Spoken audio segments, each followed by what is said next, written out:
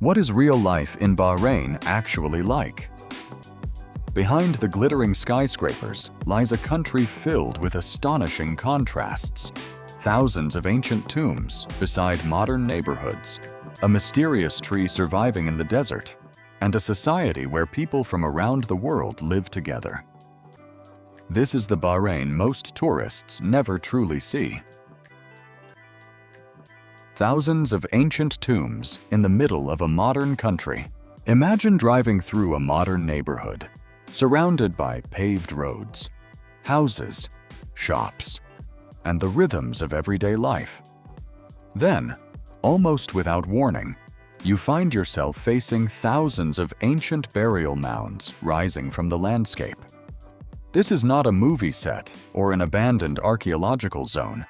This is Bahrain, where one of the most extraordinary burial landscapes in the ancient world still exists alongside modern communities. Known as the Dilmun burial mounds, this UNESCO World Heritage Site is spread across 21 archaeological locations in the western part of Bahrain. According to UNESCO, 6 of these locations contain vast fields of burial mounds, ranging from only a few dozen tombs to several thousand.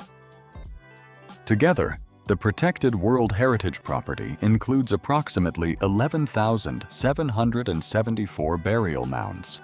The remaining locations include 17 royal mounds, some of which are surrounded by the urban fabric of A'ali. Many of these structures date back more than 3,700 years to the early Dilmun civilization. UNESCO dates the broader burial tradition represented by the World Heritage Property to approximately 2200 to 1750 BC. Archaeologists believe the scale of these cemeteries reflects a period when ancient Bahrain was becoming an important international trading center in the Gulf, creating greater prosperity, population growth, and a more complex society. What makes the site even more fascinating is that these tombs were not all designed in the same way. Some were relatively modest, while others were much larger structures associated with elite members of Dilmun society. The most impressive royal mounds were constructed with elaborate burial chambers and monumental forms.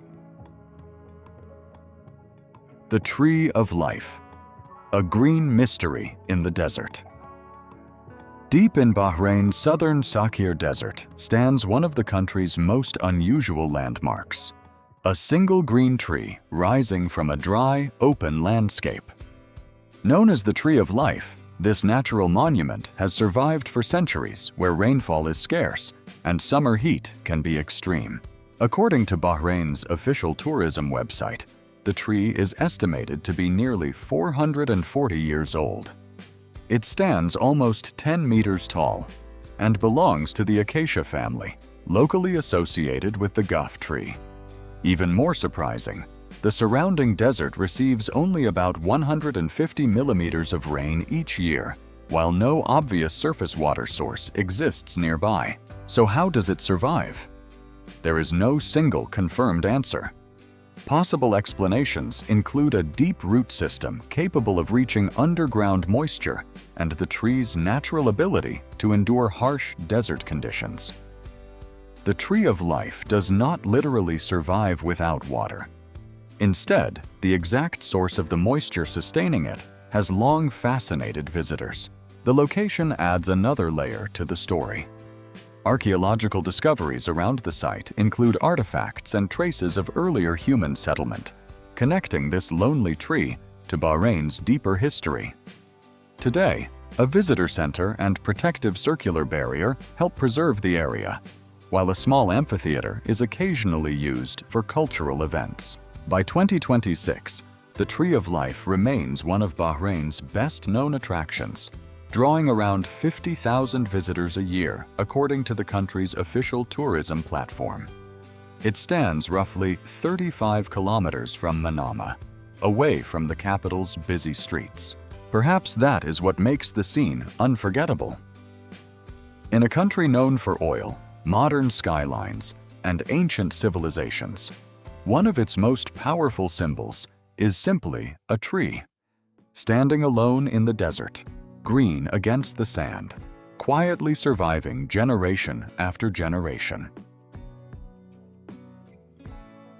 Before oil, Bahrain's treasure came from the sea. Long before oil transformed the economies of the Arabian Gulf, Bahrain possessed another kind of treasure. It was not buried beneath the desert. It was hidden beneath the sea. For thousands of years, the waters surrounding Bahrain were famous for natural pearls. Generations of divers sailed into the Gulf during the pearling season, searching oyster beds for the rare gems that would eventually travel from local markets to wealthy buyers around the world. The work was physically demanding and uncertain, yet pearling became deeply connected to Bahrain's economy, society, and cultural identity. By the late 19th and early 20th centuries, the Gulf pearl industry had reached the height of its prosperity. Muharraq emerged as an important center of the trade, where divers, boat captains, merchants, craftsmen, and families all became part of an enormous economic network built around the sea. The wealth generated by pearls helped shape neighborhoods, merchant houses, shops, warehouses, and traditions that can still be traced today. But in the 1930s, everything changed. The global economic crisis reduced demand for luxury goods, while the growing production of cultured pearls in Japan created powerful new competition. At almost the same time, Bahrain entered the oil era. The traditional pearling economy declined dramatically, and many people moved into new professions as the country began a period of rapid modernization. Yet the story did not disappear. In 2012, UNESCO inscribed "Pearling, Testimony of an Island Economy" on the World Heritage List. The protected heritage includes 17 buildings in Muharraq, 3 offshore oyster beds, part of the historic seashore, and Qal'at Bu Mahir, the fortress from which boats once departed for the Pearl Banks. This tiny island was once the center of an ancient civilization. Today, Bahrain may appear as a small island nation surrounded by much larger countries, but thousands of years ago, its location helped place it at the center of one of the ancient world's most important trading networks. This was the world of Dilmun. The ancient civilization of Dilmun flourished in the Arabian Gulf and became closely associated with what is now Bahrain. Its strategic position allowed merchants to participate in maritime trade connecting Mesopotamia, the region of modern-day Iraq, with communities farther east, including the Indus Valley civilization. One of the greatest witnesses to this forgotten world is Qal'at al-Bahrain, also known as the Bahrain Fort. Archaeological excavations have revealed layers of human occupation stretching back thousands of years. According to UNESCO, the site was continuously occupied from approximately 2300 BC until the 16th century AD, although parts of the ancient settlement remain unexcavated. At its height, the site served as an important harbor and was once the capital of Dilmun. Archaeologists have uncovered evidence of residential areas, public buildings, commercial activity, religious structures, and military defenses. Layer after layer was built over earlier settlements, creating an artificial mound known as a tell that rises roughly 12 meters above the surrounding landscape. But Dilmun was more than a trading station. Ancient Mesopotamian texts referred to it as a significant place connected with commerce and mythology. Goods moving through the region included valuable materials such as copper and other commodities traveling between distant civilizations.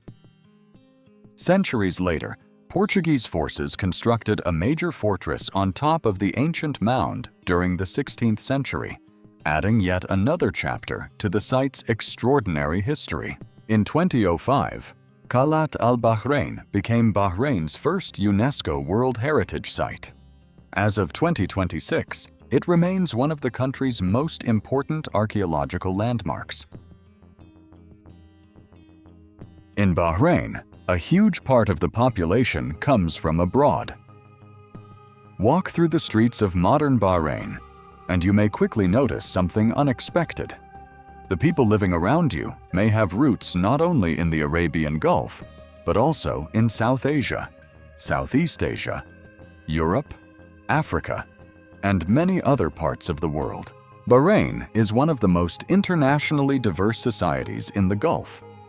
By the mid-2020s, the country's population had grown to roughly 1.5 million people, although estimates vary depending on the year and source. What makes the numbers particularly striking is the enormous presence of expatriate residents. Foreign nationals represent approximately half, and by some official statistical measures, slightly more than half, of the people living in the country. This demographic reality has transformed everyday life. Arabic is the official language, but English is widely used in business, tourism, restaurants, shopping centers, and many workplaces. In busy areas, it is also common to hear languages from India, Pakistan, Bangladesh, the Philippines, and other countries whose communities have become part of Bahrain's workforce and social landscape. The diversity is especially visible in the capital, Manama. Modern office towers stand near traditional markets, while restaurants serve everything from local Gulf dishes to Indian, Filipino, Persian, and international cuisine. For many expatriates, Bahrain is not simply a destination they visit. It is where they work and build their daily lives, sometimes for many years. This also means that the population can change significantly as workers arrive and leave. Bahrain's relatively small size makes this international presence particularly noticeable compared with many larger nations. As of 2026, expatriate communities continue to play an important role across sectors ranging from construction and hospitality to finance, healthcare, retail, and professional services. The weekend begins when much of the world is still working. If you arrive in Bahrain expecting the week to follow the same rhythm as it does in the United States, one detail may immediately change your plans. Here, the weekend traditionally falls on Friday and Saturday, while Sunday marks the beginning of a new working week. For many visitors from Western countries, where Saturday and Sunday usually form the weekend, this can feel surprisingly different. Government offices and many businesses in Bahrain generally operate from Sunday through Thursday, meaning that Sunday morning can feel much more like Monday morning in America. But Friday is more than simply a day away from work. In Bahrain, as in many Muslim societies, Friday holds special religious significance.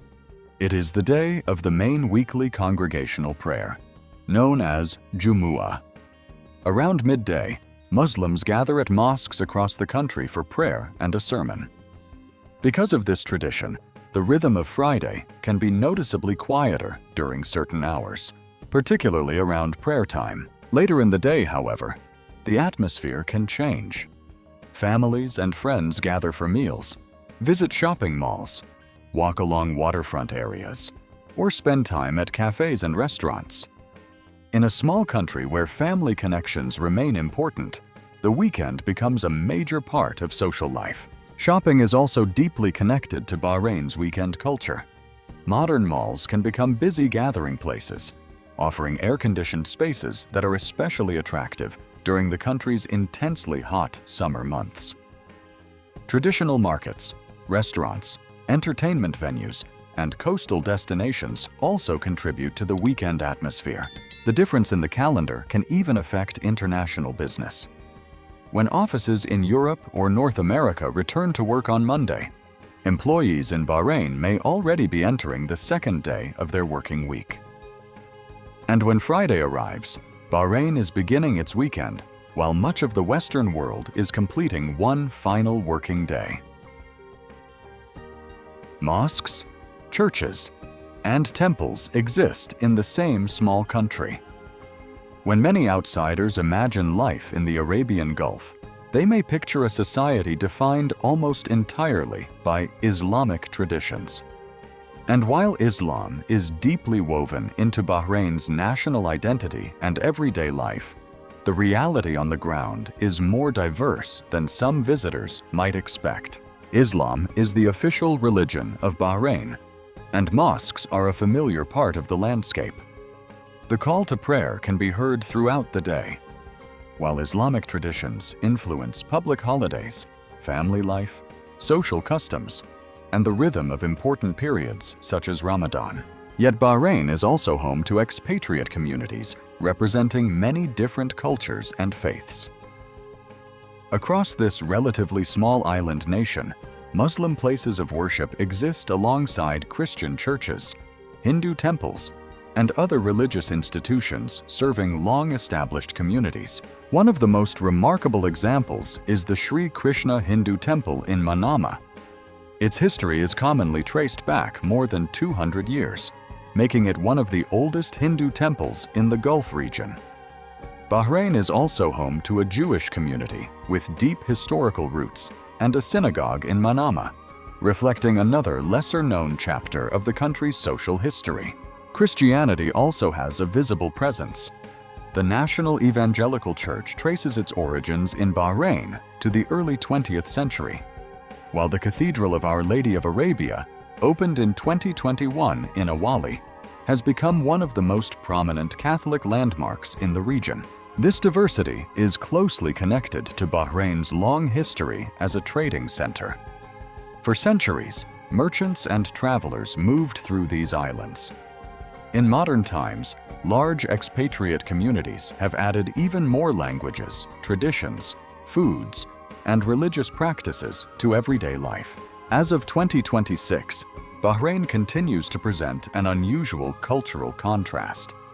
Islamic heritage remains central to the country, yet different religious communities have maintained places of worship within the same small nation. In Bahrain, thousands of years of history can be just minutes away. In many countries, visiting the ancient past requires traveling far beyond the modern city. In Bahrain, the experience can be completely different. Here, glass towers, highways, luxury hotels, shopping malls, traditional neighborhoods, and archaeological sites exist within a remarkably compact landscape. Bahrain is a small island nation, and that size creates an unusual sense of proximity.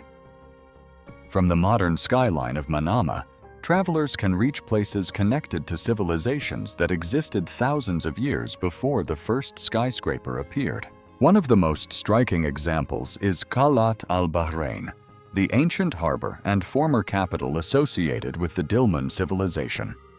The archaeological mound contains layers of occupation spanning thousands of years. Yet today, visitors can explore this UNESCO World Heritage Site without traveling deep into an isolated desert. Then there are the Dilmun burial mounds. Dating mainly to the early Dilmun period, these ancient tombs survive in a landscape that has been dramatically transformed by modern development. In some areas, roads and residential neighborhoods exist surprisingly close to archaeological remains, creating scenes where the ancient and modern worlds appear almost side by side. Bahrain's third UNESCO World Heritage property tells a different story. The Pearling Path in Muharraq preserves buildings, coastal sites, and places connected to the natural pearl trade that once dominated the island's economy. Walking through the area reveals traditional architecture, while modern urban life continues around it. As of 2026, Bahrain has 3 properties inscribed on UNESCO's World Heritage List: Qalat al-Bahrain, inscribed in 2005, Pearling, Testimony of an Island Economy, inscribed in 2012, and the Dilmun burial mounds, added in 2019. The dress code may be different from what many visitors expect. Before traveling to Bahrain, some visitors may imagine that everyone is required to follow one strict style of clothing. But the reality is more complex.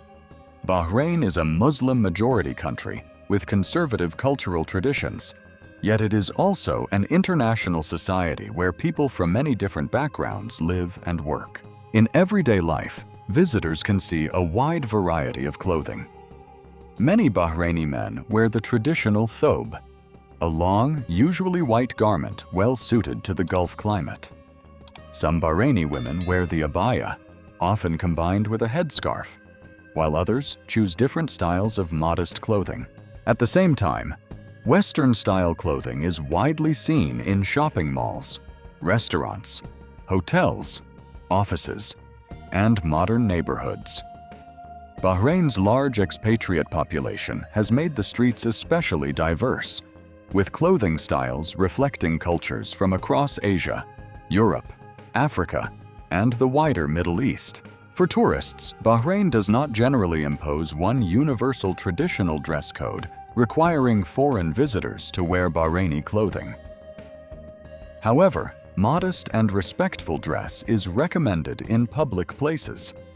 Expectations can become more specific when entering mosques or other religious sites, where visitors may be asked to cover their shoulders and knees, and women may need to cover their hair depending on the location. The climate also influences what people wear. Bahrain experiences extremely hot summers, with daytime temperatures regularly climbing above 40 degrees Celsius during the hottest periods.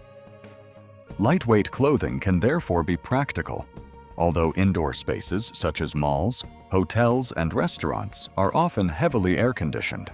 There is also an important difference between public spaces and private venues. What may be considered acceptable at a hotel pool or private resort may not be appropriate inside a mosque, government building, or traditional neighborhood. A tiny country where different eras exist side by side. Perhaps the strangest thing about Bahrain is not one ancient monument, one mysterious tree, or one unusual tradition. It is how so many completely different worlds seem to exist together within such a small country. Bahrain is an archipelago in the Arabian Gulf, connected to Saudi Arabia by the King Fahd Causeway. Its relatively compact geography means that the distance between the ancient past and modern life can feel surprisingly short. A journey through the country can take you from archaeological sites thousands of years old to highways, financial districts, luxury hotels, and the modern skyline of Manama. The contrasts are everywhere. The Dilmun burial mounds preserve evidence of a civilization that flourished more than 3,000 years ago. Khalat al-Bahrain reveals layers of settlement connected to ancient trade routes. In Muharraq, the Pearling Path remembers an economy once powered by divers searching for natural pearls beneath the Gulf. Then came another transformation.